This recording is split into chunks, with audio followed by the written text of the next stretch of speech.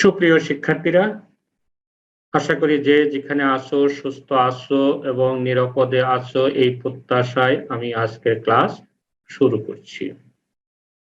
তো আজকে আমি তোমাদেরকে লগারিদমের উপরে কয়েকটি অঙ্ক করে দেওয়ার চেষ্টা করব এবং এই অঙ্কগুলো করতে যে সকল সূত্র প্রয়োজন হবে প্রথমে আমি সেই সূত্রগুলো আলোচনা করছি।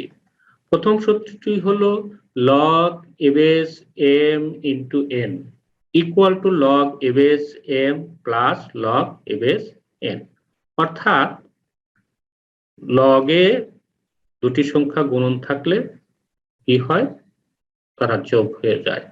লগারিদমের ক্ষেত্রে গুণন থাকলে যোগ হয়, এটি হলো সেই সূত্র। 2 নং সূত্র হলো log a base m by n equal to log a base m minus log a base n, অর্থাৎ ভাগ থাকলে বিয়োগ হয়, সেই সূত্র এটি। 3 নং সূত্র হলো log a base m to the power n equal to n log a base m, অর্থাৎ পাওয়ার সামনে আসে, সামনে থাকলে সেটি পাওয়ার হতে পারে। 4 নং সূত্র হলো log a base b into log b base a equal to 1, অর্থাৎ ভিত্তি আছে a, সংখ্যা হলো b। এখন যদি গুণন করি, ভিত্তি হয়ে গেল b, সংখ্যা হয়ে গেল a, তাহলে এই দুটোর গুণনফল কত? 1। তো এখান থেকে আমরা লিখতে পারি log a base b equal to 1 by log b base a, অর্থাৎ ভিত্তি আর সংখ্যা যদি চেঞ্জ করি তাহলে এটি উল্টে যাবে, এরকম সূত্র। 5 নং সূত্র হলো log a base m equal to log b base m into log a base b, অর্থাৎ এটি হচ্ছে ভিত্তি চেঞ্জের সূত্র। ভিত্তি ছিল a, এখন নতুন ভিত্তি নিলাম আমরা কি? b। তাহলে নতুন ভিত্তির সাপেক্ষে সংখ্যাটির লগারিদম ইনটু পুরাতন ভিত্তির সাপেক্ষে এই নতুন ভিত্তির লগারিদম। তো এখান থেকে আমরা এটিও লিখতে পারি যে log b base m equal to log a base m by log a base b, অর্থাৎ আমরা কি লিখলাম? এটি ইকুয়াল টু কি হবে? এটি হচ্ছে এটি, এবং এটি সমান কত? এইটার নিচে আমরা এটা নিয়ে আসলাম। ফলে কি হলো? নতুন ভিত্তির সাপেক্ষে সংখ্যাটির লগারিদম ডিভাইডেড বাই নতুন ভিত্তির সাপেক্ষে এই ভিত্তির লগারিদম, অর্থাৎ প্রথমে যে ভিত্তি দেওয়া ছিল সেই ভিত্তির লগারিদম। তো এখানে যদি এর মান 10 হয়ে যেত তাহলে কি হতো? এর মান 10 হলে হয় log 10 base m by log 10 base b হতো। আর ভিত্তি যদি 10 হয় তাহলে ভিত্তি লিখতে হয় না, তখন সেটি কমন লগারিদম হয়ে যায়, তখন লিখতে হয় log m by log b। এই ছিল মোটামুটি সূত্র, এবং এই সূত্রগুলোর আলোতেই আমি অঙ্ক করার চেষ্টা করব।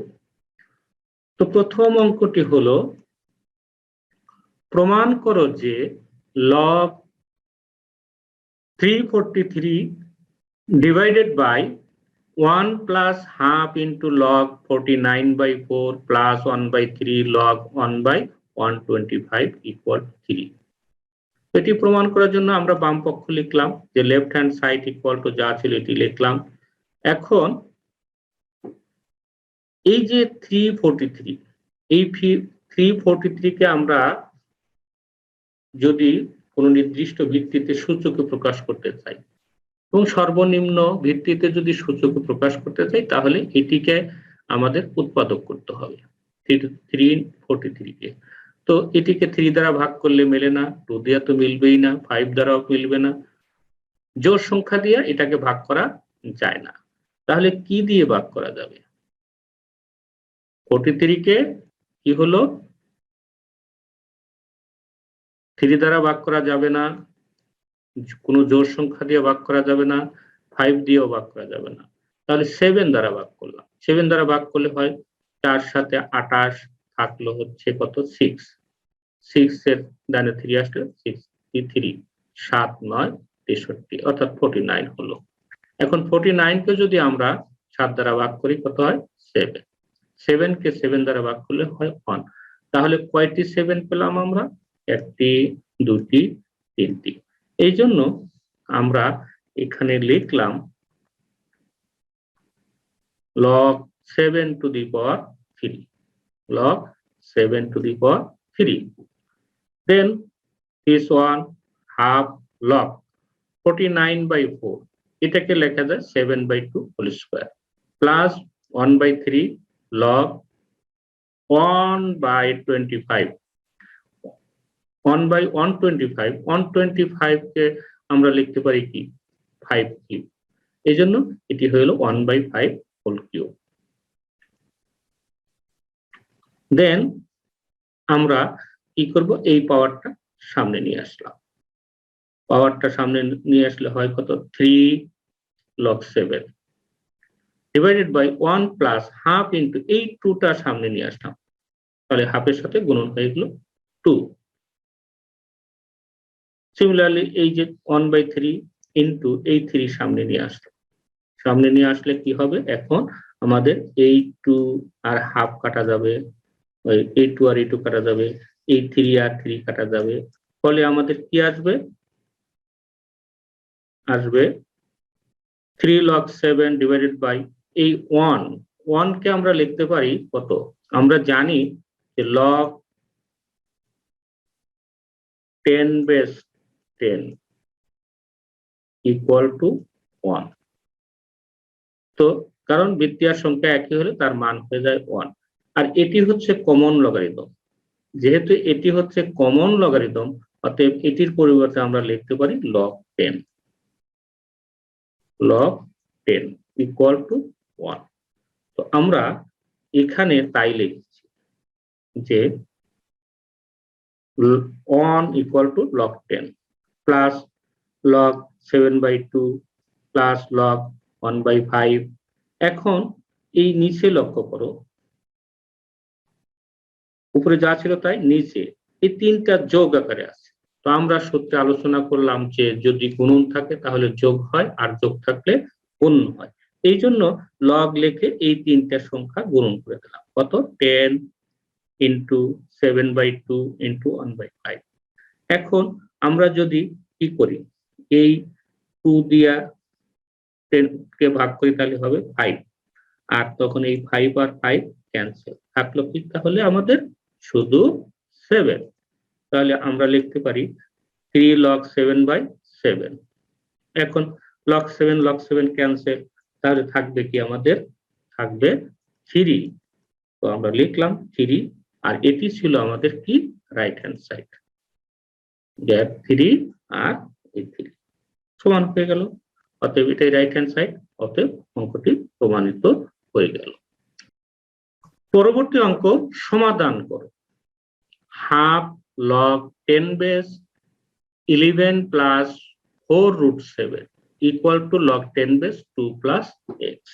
তো সমাধান করো অর্থাৎ কি করতে হবে আমাদের।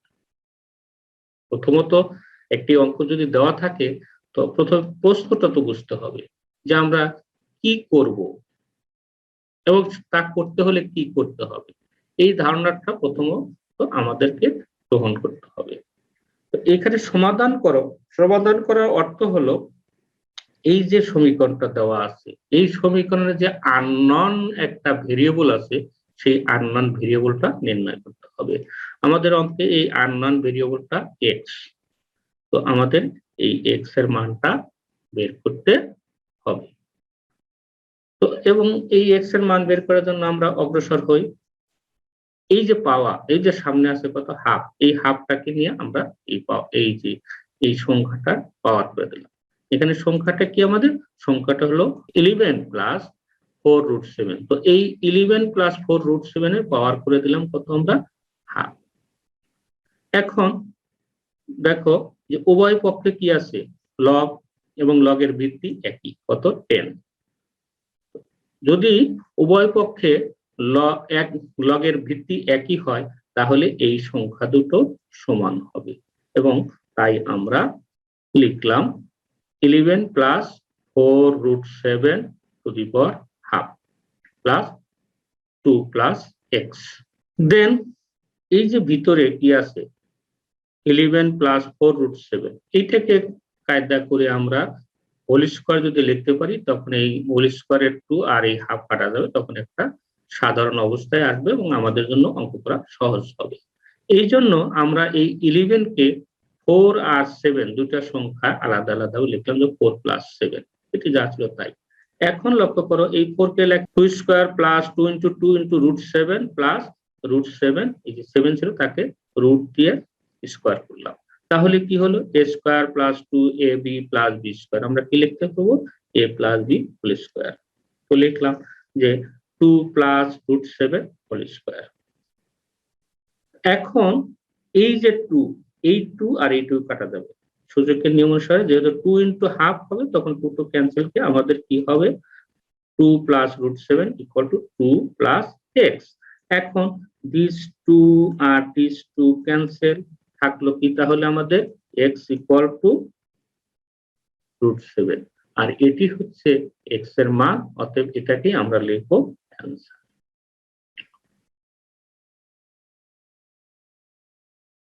পরবর্তী অঙ্ক হচ্ছে 3 নম্বর অঙ্ক।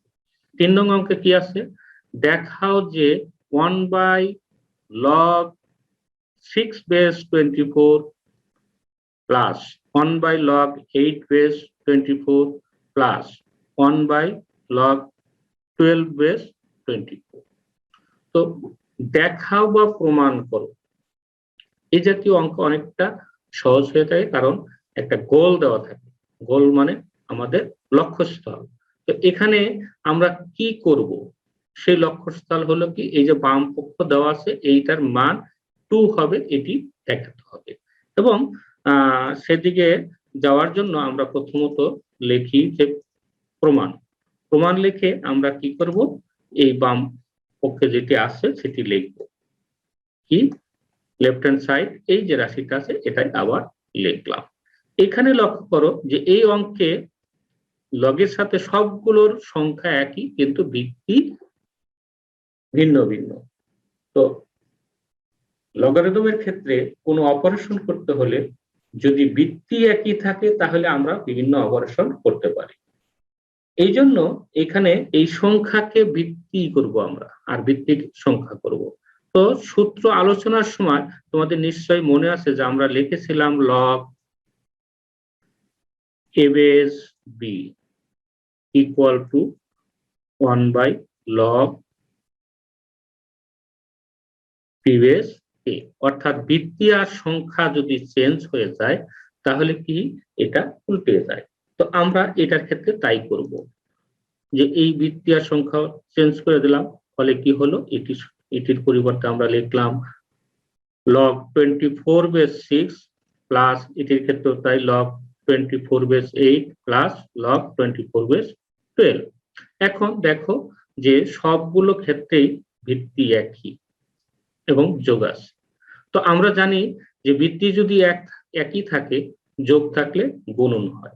এই জন্য আমরা লিখলাম যে log 24 বেস লিখে এই সংখ্যাগুলো গুণন করে দিলাম। কত 6 ইন্টু 8 ইন্টু 12 লিখলাম 6 into 8 into 12 equal to log 24 base, এই 8 কে আমরা যদি উৎপাদক করি লেখা যায় 4 ইন্টু 2। এখন এই 6 আর 4 গুণন করলে হয় 24, আর 12 তে করে 24। এখন এটির পরিবর্তে আমরা লিখতে পারি 24 স্কয়ার। এখন এই যে পাওয়ার, এই পাওয়ারটা সামনে যেতে পারে, তাই নিলাম যে 2 log 24 বেস 24।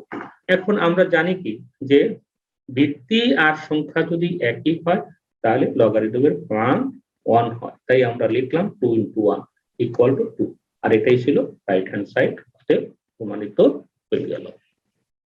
তো আরেকটি অঙ্ক লক্ষ্য করো 4 নাম্বার, যদি a two the power 3 minus x into b two the power 5x equal to a two the power x plus 5 into b two the power 3x হয়, তবে দেখাও যে x log b base a equal to log a। এটিও প্রমাণ। এটি আবার কেমন ধরনের প্রমাণ, একটা শর্ত দেওয়া আছে, সেই শর্তের আলোকে প্রমাণ করতে হবে। তাহলে আমাদের এখানে শর্তটা যে দেওয়া আছে তারকে দিয়ে আমরা শুরু করব এবং ধাপে ধাপে আমরা সেই লক্ষ্যস্থলে যাওয়ার চেষ্টা করব। অর্থাৎ এই যে দেওয়া আছে এখানে কি দেওয়া আছে, এটি এটি দেওয়া আছে, এটা দিয়ে আমরা শুরু করব এবং এটাকে ক্যালকুলেশন করে আমরা এখানে আসার চেষ্টা করব। তো এই জন্য আমরা লিখি যে দেয়া আছে a to the power 3 minus x into b to the power 5x equal to a to the power x plus 5 into b to the power 2x। এখন আমরা কি করি, এই যে লক্ষ্য করো প্রমাণে এখানে b আছে উপরে, a আছে নিচে, এই জন্য আমরা এই b এর নিচে প্রথমত এই b ওয়ালাগুলো নিয়ে আসি আর এটার নিচে এটা নিয়ে আসি, যেহেতু এটার পাওয়ার বড় এটার পাওয়ার কম। তো আমরা করি যে b to the power 5x by এই যে b to the power 3x এটি নিচে নিয়ে আসলাম, ইকুয়াল টু এখানে আছে a to the power x plus 5 লিখলাম, তার নিচে a to the power 3 minus x নিয়ে আসলাম। এখন এই যে সূচকের নিয়ম অনুসারে ভিত্তি যদি একই হয়, ভাগ থাকলে পাওয়ার গুলো বিয়োগ হয়, সেটাই কাজটা আমরা করছি। দেন এটা বিয়োগ করে আমাদের কি আসে, b to the power 5x থেকে 3x বিয়োগ করলে হয় 2x ইকুয়াল টু এটি বিয়োগ করলে কত হবে, এই বিয়োগ উঠে গেল, এটা প্লাস হয়ে গেল। দেন b to the power 2x equal to a to the power এই x আর x মিলে হয় 2x, 5 থেকে 3 বাদ দিলে 2। এখন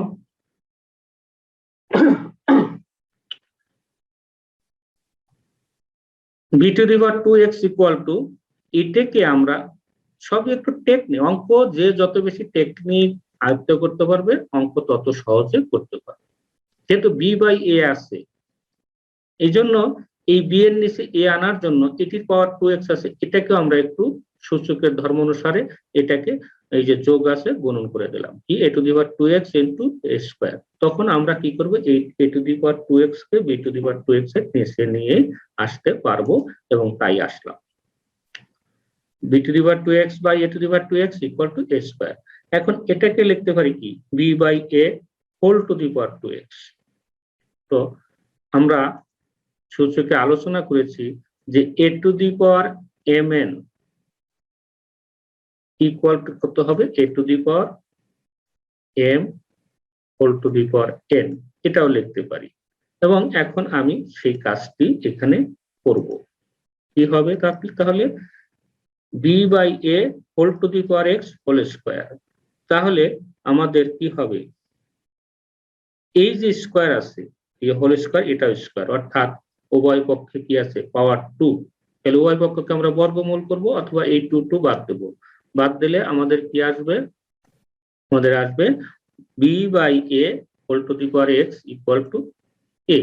এখন আমরা উভয় পক্ষে লগ নেব, কারণ এই যে এর এর এটা হলো লগ a, এটা হচ্ছে লগ b by a, এই জন্য আমরা লগ নেই, লগ নিলে লিখতে পারি log b by a whole to the power x equal to log a।